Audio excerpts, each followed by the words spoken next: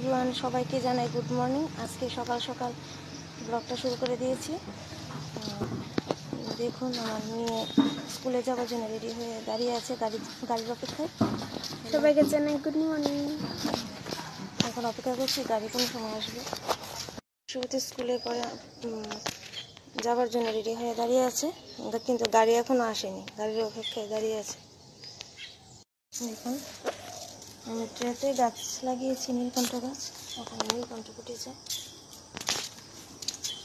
প্রচুর পরিমাণে নীলকণ্ঠ পাতা ফাঁকে ফাঁকে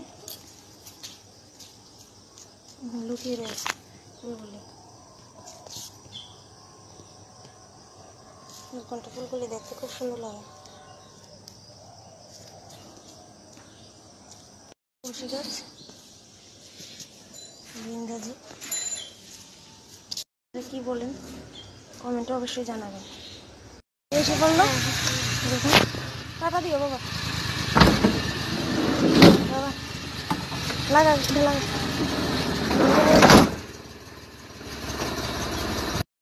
চলে যাচ্ছে 6:30টার দিক নাগাদ, এখন গাড়ি এসেছে। তারপর স্কুল এখন 6:45 থেকে শুরু। এখন আমি ঘরে চলে যাচ্ছি। সঙ্গে থাকুন আর দেখতে থাকুন নেক্সট ব্লগে কী হবে। Bye bye.